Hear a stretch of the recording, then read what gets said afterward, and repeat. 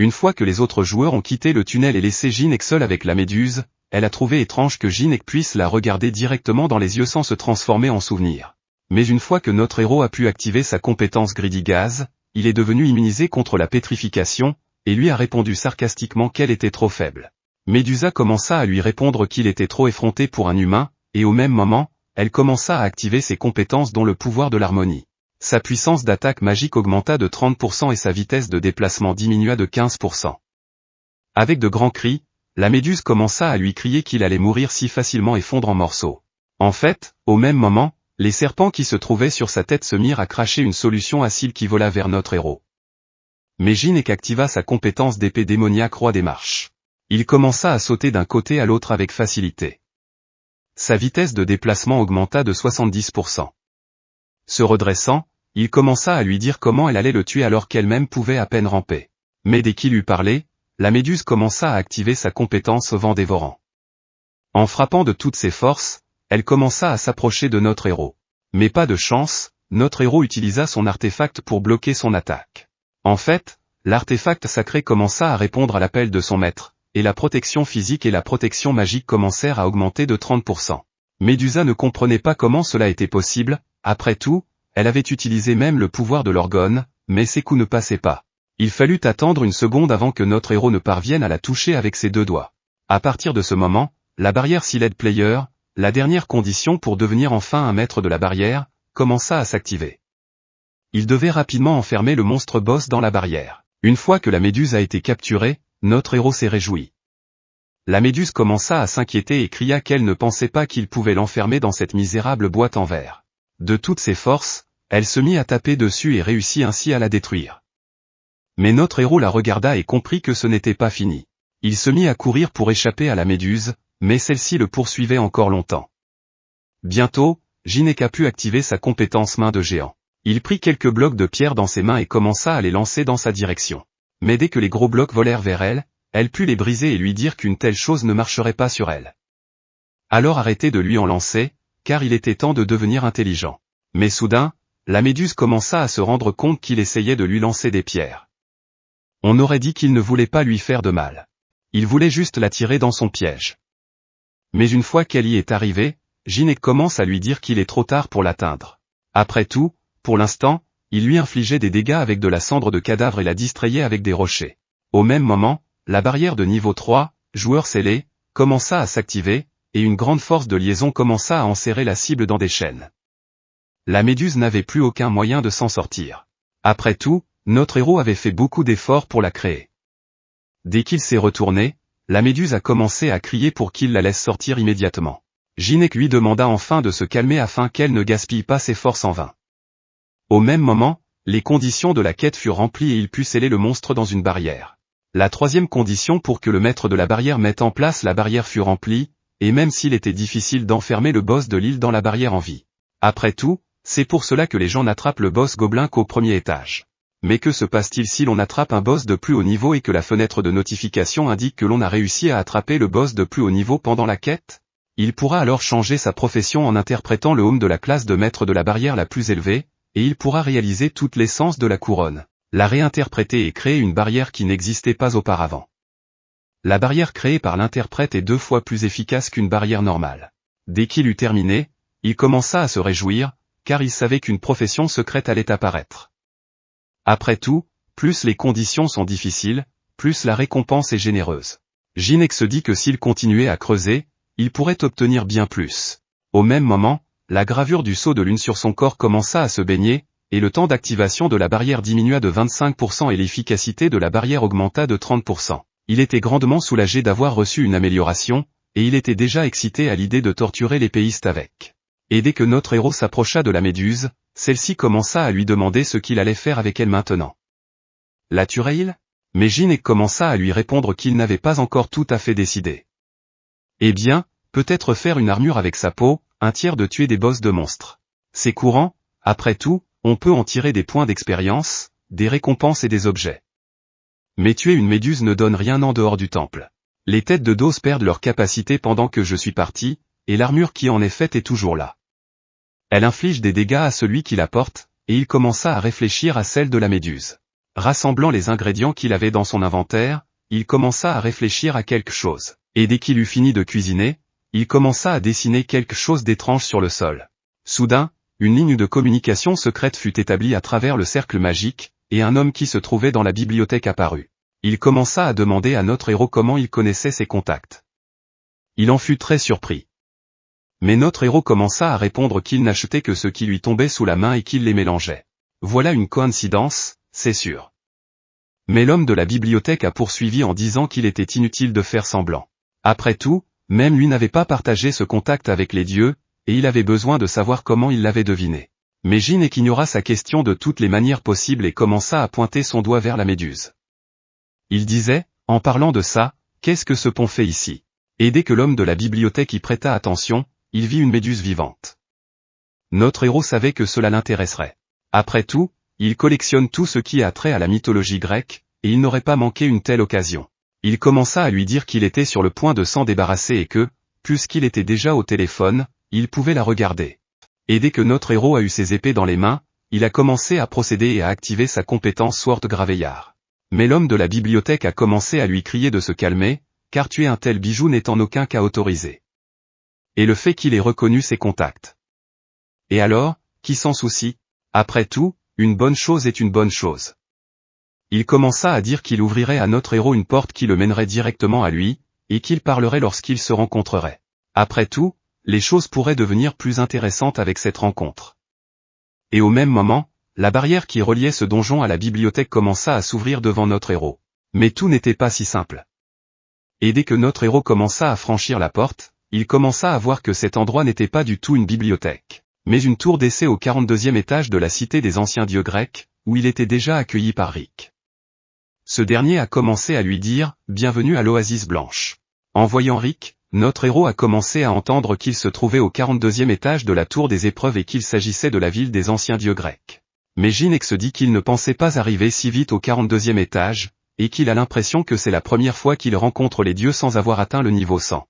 Après avoir brièvement réfléchi, il a commencé à dire à Rick qu'il pensait arriver à la grande bibliothèque, mais qu'il ne s'attendait pas à finir ici. Et il a commencé à demander à Rick s'il était ici en vacances. Mais Rick a commencé à répondre qu'il aimerait bien être en vacances, mais qu'il était ici pour son travail et qu'il vivait ici, ce qu'il savait. Et ils étaient sur le point de rencontrer Gineok. Tout se passait très bien. Mais dès que Rick s'est retourné et a commencé à marcher, notre héros a réalisé qu'il s'agissait d'une façon de parler. Et quelque chose lui dit qu'il a découvert ses mensonges sous l'influence des dieux égyptiens. Et un peu plus tard, toutes les autres créatures qui se trouvaient au 42e étage commencèrent à voir qu'un homme était apparu parmi elles. Bien sûr, elles avaient entendu les humains entrer dans la tour, mais elles n'avaient aucune idée qu'ils étaient arrivés au 42e étage si rapidement.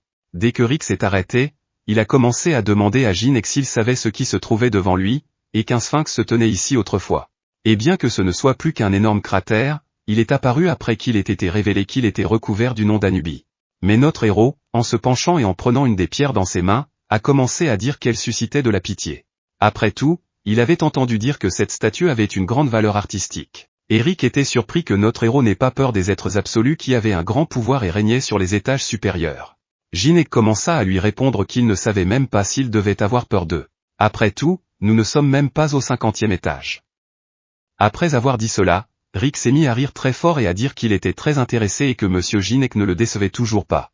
Un peu plus tard, ils étaient déjà arrivés aux grands dieux égyptiens, et l'un d'eux, qui s'appelait Anubis, a commencé à se mettre en colère en voyant un homme au 42e étage. Et il s'est mis à dire avec colère, « Regardez donc cet homme. » Car lui, Gynec, l'avait insulté, Anubis. Et maintenant, devant lui, Osiris, qui était assis à côté d'Anubis, s'est mis à rire aux éclats et à dire à Anubis qu'il avait l'air si drôle quand il était en colère. Rick et Nessie a commencé à vénérer les dieux et à les saluer, mais Gynec, qui se tenait derrière lui, a commencé à dire qu'il n'était pas vraiment venu voir Anubis, mais qu'il avait été piégé par ce type. Mais après avoir dit cela, Anubis est devenu encore plus furieux et a commencé à crier que Gynec était un sacré effronté. Et avec toute cette colère, Anubis voulait piétiner notre héros avec son gros pied, mais soudain il y avait une barrière sous son pied et Rick a commencé à dire que Gynec était venu ici en tant qu'invité et qu'il n'allait pas enfreindre les lois de la tour devant lui. Après avoir dit cela, il s'est calmé et s'est assis sur son siège. Mais Osiris ne pouvait s'empêcher de rire et de dire qu'Anubis était si drôle aujourd'hui. Et à ce moment-là, Rick, qui se trouvait en bas, commença à réfléchir au fait que Ginec n'avait même pas bronché, comme s'il connaissait déjà les lois de la tour. Mais soudain, il se mit à dire que puisqu'il ne pouvait pas le tuer lui-même, il le ferait selon les règles de la tour. Il commença donc à invoquer un guerrier. C'était le guide des morts, le guerrier le plus puissant que le joueur du 6e étage pouvait affronter. J'ai invoqué le guide des morts. Rick commença à réaliser qu'il n'y avait aucun moyen de gagner avec les caractéristiques actuelles de Ginec. Il se demanda ce qu'il ferait dans une telle situation. Aussitôt, un avis apparut devant notre héros, s'il parvenait à tenir plus de 5 secondes contre le guerrier Anubi, il le laisserait prendre un objet dans la salle du trésor. Mais après avoir dit cela, Ginec se mit à sourire avec méfiance, car il se rendit compte qu'il lui suffisait de tenir plus de 5 secondes, et le tour était joué. Au même moment, il commença à entrer dans la bourse et y acheta une lignée royale. Même si 2 millions de pièces avaient été dépensées pour cela. Et dès qu'il activa sa compétence du ciel, une porte fut créée au même moment. Ginec accepta le défi de se battre en duel, et à la seconde même, il activa sa compétence de pas d'épée du roi démoniaque et frappa le guerrier Anubi de toutes ses forces. Et au même moment, la fenêtre de notification a commencé à montrer que les changements extrêmes de stats étaient fatals, et que les dégâts augmentaient de 1500%. Le guerrier Anubi fut vaincu, et le fier Ginec se mit à marcher en disant qu'il n'avait même pas eu besoin de 5 secondes. Au même moment, le dieu Osiris, qui observait le combat, n'arrivait pas à croire que l'homme du 6e étage était capable de vaincre le guerrier Anubi. Ginec commença à dire ce qu'il devait choisir dans le trésor, mais Anubi commença à s'énerver et cria à Ginec d'arrêter ses jeux, car on les vit se faire attaquer immédiatement après avoir accepté le duel. Le vrai derrière Anubi, le dieu soleil des montagnes, commença à crier à Anubi de se calmer, car il avait lui-même fait une promesse et n'allait pas enfreindre les règles de la tour. Anubi frappa du pied sur le sol et commença à s'éloigner en disant au dieu du soleil de faire ce qu'il voulait. Le dieu soleil s'excusa auprès de ses invités et commença à leur dire qu'il leur montrerait le trésor s'ils le suivaient. Et dès qu'ils arrivèrent au trésor, le dieu soleil commença à leur montrer tout ce qu'il y avait dans ce trésor et leur dit de choisir ce qu'ils voulaient, car une promesse est une promesse. Sur le côté, le soleil continua à dire que tôt ou tard il arriverait ici et commença à suggérer à notre héros de devenir un résident de cet étage en choisissant l'un d'entre eux. Il obtiendrait ainsi des pouvoirs plus précieux que tous ses bijoux. Cette fois, il obtiendrait vraiment leur soutien. Mais Rick, qui se tenait à côté d'eux, commença à réfléchir à ces mots, le dieu du soleil veut-il vraiment offrir à un joueur du 6e étage un choix de pouvoir unique? En souriant, Rick réalisa que c'était ainsi que Ginec avait pu obtenir le soutien des dieux. Mais en entendant cela, Ginec commença à dire qu'il n'en avait pas besoin, après tout il allait déjà conquérir des étages bien plus élevés, alors cela n'a pas de sens de recevoir de l'aide d'ici. C'est pourquoi, en guise de cadeau, il choisit ce qui se trouve là où il pointe son doigt. Le dieu du soleil se mit un peu en colère après avoir dit cela, car il se rendait compte que ce type était plutôt arrogant. Un peu plus tard, le dieu du soleil est monté à l'étage supérieur et a commencé à s'approcher d'Anubi pour lui demander s'il avait terminé. Le dieu du soleil s'était déjà calmé et a commencé à demander à Anubi qu'il avait des ennuis, comme d'habitude, à cause de son tempérament. Mais Anubi était intéressé par ce que le malheureux avait choisi dans son trésor. Le dieu du soleil commença à dire qu'il avait choisi l'œuf noir des anciens. Mais Anubi se demanda s'il savait ce qu'il choisissait. Mais le dieu soleil répondit qu'il ne le savait pas, car il ne pouvait pas le vérifier. Mais une chose était claire pour lui, selon ce qu'il ferait de l'œuf, il pourrait s'agir d'un énorme désastre pour l'humanité. Un peu plus tard, Alice commence à expliquer à Ginec pourquoi il a choisi l'œuf ancien, parce qu'il sait lui-même que si l'œuf est mal éclos, il y aura beaucoup de problèmes, à condition qu'il puisse survivre. Mais que fera Ginec si la ville disparaît? Où pourra-t-elle acheter de nouvelles choses? Mais soudain, notre héros ramène Alice dans l'arène. Mais cela l'a mise en colère, car elle lui avait demandé de ne pas la replacer. Soudain, le visage de notre héros est devenu sérieux et il a commencé à lui dire d'attendre là. En regardant l'œuf, il s'est dit que pour la première fois depuis longtemps, il devait se concentrer correctement et a commencé à déverser son mana dans l'œuf. Et dès que Ginec se concentra pour mettre tout le mana qu'il avait dans l'œuf, il commença à se rappeler que la seule chose qu'il connaissait des anciens était une phrase prononcée par l'aventurier farfelu Fessi, à savoir que le mana délicieux était la clé du succès. Au même moment, notre héros commença à activer ses compétences, élément feu, création de glacier, patronage du ciel, technique de culture de la fleur céleste. L'œuf ancien commença à absorber le mana de l'air. C'était très tentant pour l'ancien, et petit à petit, l'œuf commença à se fissurer. Au même moment, l'œuf se mit à briller d'une couleur vive. Et une petite créature ancienne apparut devant notre héros et se mit à chercher la manne que Ginec venait de goûter. Il commença à rassembler tout le mana restant pour lui donner forme. Dès qu'un petit tas représentant tout son mana restant apparut dans ses mains, ce fut la première nourriture que l'ancien mangea. La fenêtre de notification indiqua que la dissection du sceau de l'ancien avait eu lieu, et Ginec fut inscrit au Panthéon pour un grand exploit, le premier apprivoisement d'un ancien. Tous les habitants de la tour s'intéressaient à leur exploit, et Ginec devait choisir un nom pour l'ancien afin d'accroître la loyauté de son animal. Prenant l'ancien dans ses bras, il commença à se demander s'il ne l'appellerait pas Bata, mais soudain, Ginec se rendit compte que même s'il était mignon, il n'avait pas assez de mana pour le nourrir. C'est à ce moment-là qu'il a commencé à voir dans la fenêtre de notification que le manager de niveau intermédiaire Rick Hennessy s'était abonné à sa chaîne. C'était comme si le taux de Messi avait été réduit de 90% à 80%. Le lendemain, Ginec se trouvait dans l'un des bâtiments et le cadre de SWB TV a commencé à dire à notre héros que tout ce qu'il avait à faire était une interview de routine. Il sait que leur programme est le meilleur dans le domaine et qu'ils lui garantiront un taux d'audience de 40%. Mais en réponse, Ginec a commencé à lui demander ce que les cadres font dans une telle situation. Le directeur de la télévision a commencé à dire que s'il s'agit de lui, il est tout à fait naturel qu'il partage quelques conseils sympas pour s'en sortir. Les gens allaient adorer, car passer la tour d'essai était le seul programme populaire qui avait survécu à leur époque à la télévision. Ginec se demande pourquoi le directeur de la chaîne de télévision ne l'a pas reconnu.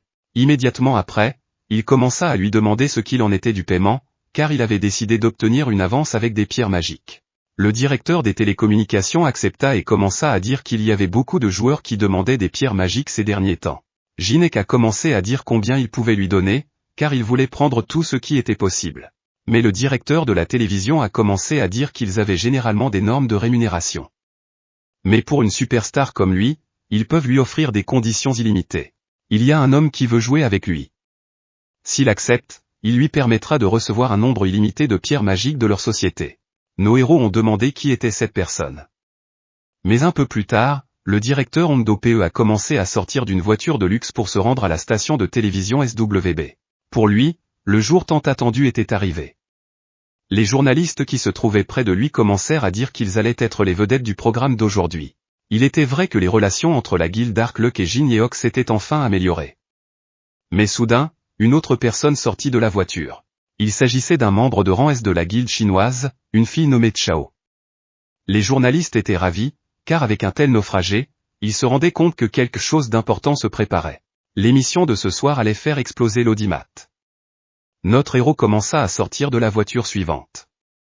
Les journalistes ont complètement perdu la tête. Et dès qu'il est sorti de la voiture, il s'est approché du chef de la guilde Dark Fortune et a commencé à demander « A-t-il bien mâché ?» Ce à quoi Hongdog PE a commencé à répondre que grâce à lui, bien sûr que oui, et qu'il était très occupé à redorer son blason après cette terrible disgrâce. Soudain, Ginyeok remarque qu'il a fait venir ses amis pour se vanter de ses relations. Le maître d'arts martiaux Hongdog PE a commencé à dire qu'ils avaient dit qu'ils viendraient, alors il devait au moins se préparer d'une manière ou d'une autre. Les deux types qui regardaient notre héros le regardaient avec méfiance, comme s'il était leur cible numéro 1, mais personne ne s'attendait à ce que Ginyeok, le saint d'Amsterdam, le plus puissant maître d'arts martiaux coréen et le saint homme d'épée jeune Yo Sung soit également présent. Dès qu'il est sorti de la voiture, les journalistes se sont précipités sur lui et ont commencé à lui demander s'il n'avait pas entendu dire qu'il avait rejeté toutes les invitations à rejoindre la guilde. Mais pourquoi avait-il accepté l'offre de Ginyeok? Était-ce à cause de lui et non de son camarade? Mais soudain, il se retourna brusquement avec un visage furieux et commença à dire qu'ils n'étaient pas du tout des camarades et qu'il le détruirait à la première occasion.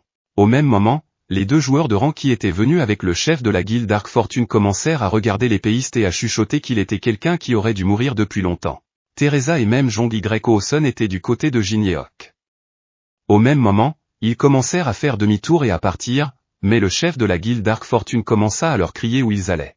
Après tout, ils avaient accepté de jouer ensemble dans un programme aujourd'hui, mais la fille s'est retournée et a d'abord dit que c'était leur but et qu'ils n'avaient pas à remplir les autres conditions. Au même moment, Ginyeok le remarqua et commença à dire au chef de la guilde Dark Fortune que s'il voulait se vanter de ses relations, il aurait dû mieux se préparer.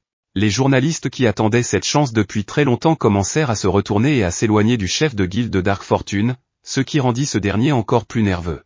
En tenant le pantalon des journalistes dans ses mains, il réalisa qu'ils étaient devenus fous et prêts à enlever même leurs pantalons pour interviewer Ginyeok.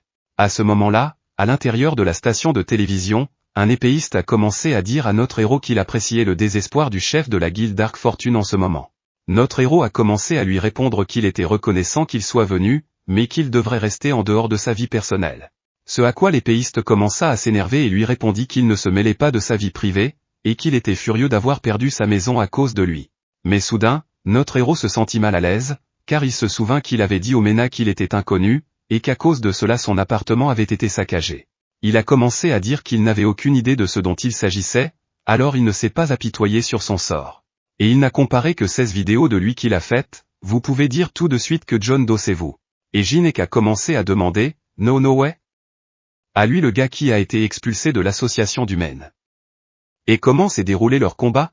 L'épéiste répondit que Kaiwen était assez fort, mais que comparé à son duel avec lui, c'était très facile. C'est tout ce qu'il a dit. Au même moment, le maître martial demanda à Teresa quelle était sa relation avec Jinyeok. Elle a répondu qu'ils n'étaient que des camarades et qu'il était la personne en qui elle avait le plus confiance. Mais le maître des arts martiaux lui a dit en dernier lieu qu'elle aurait du mal à s'en sortir. Mais ce n'était pas la question.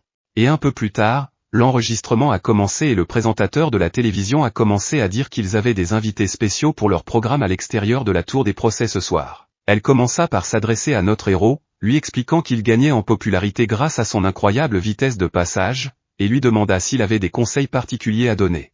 Ce à quoi Jinek a commencé à répondre que l'un de ses conseils était de ne pas cesser d'essayer jusqu'à ce que vous réussissiez.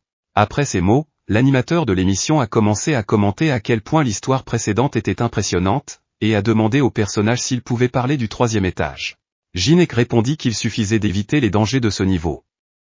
L'animateur a ensuite posé des questions sur le 4e étage, et Jinek a confirmé qu'il était également important d'éviter les dangers et de prendre son temps.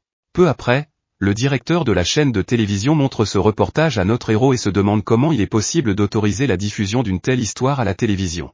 Il se rend compte que le fait de ne pas diffuser ne serait-ce qu'un seul épisode pourrait causer de graves dommages et ruiner complètement la réputation dont il est responsable. De plus, il vient sans honte ni conscience pour se faire payer. Après avoir rempli toutes les conditions contractuelles qui lui étaient imposées, Jinek a pris l'initiative de demander poliment au directeur de la chaîne de télévision de se lever de son siège sans déranger le plan d'action. Malgré cela, le directeur a commencé à s'opposer, arguant que de telles idées n'étaient pas réalistes. À ce moment-là, Jinyeok saisit résolument la manche du costume du directeur de la télévision et s'adresse à lui d'un air sérieux. Il lui parle de John Su et lui demande s'il sait qui il est. En voyant les photos étalées sur la table, le directeur a compris qu'il s'agissait de son frère, l'actuel directeur des streamers. Ils étaient ceux qui maintenaient les streamers dans la peur avec des contrats oppressifs comparables à des chaînes d'esclaves. Un jour, les streamers se sont regroupés et sont venus au bureau pour protester. Jinek en faisait partie et cette expérience lui a permis d'apprendre beaucoup de choses sur la vie. Il s'est rendu compte à quel point il était important de pouvoir défendre ses intérêts pour éviter d'être dépossédé. Alors qu'il souffre de contrats frauduleux, le suprintendant leur adresse un discours porteur d'une signification amère. Le contrat ne posant aucun problème, Jinek a commencé à communiquer avec le directeur, soulignant qu'il avait toujours confiance en ses paroles. Après tous ces arguments, notre héros et le directeur se dirigèrent vers le coffre-fort où étaient stockées les pierres magiques. Après avoir ouvert la porte et pénétré à l'intérieur, le directeur déclara qu'il s'agissait de l'entrepôt de pierres magiques de leur société. Selon les termes du contrat, une utilisation illimitée de ces pierres pendant 2 heures était accordée.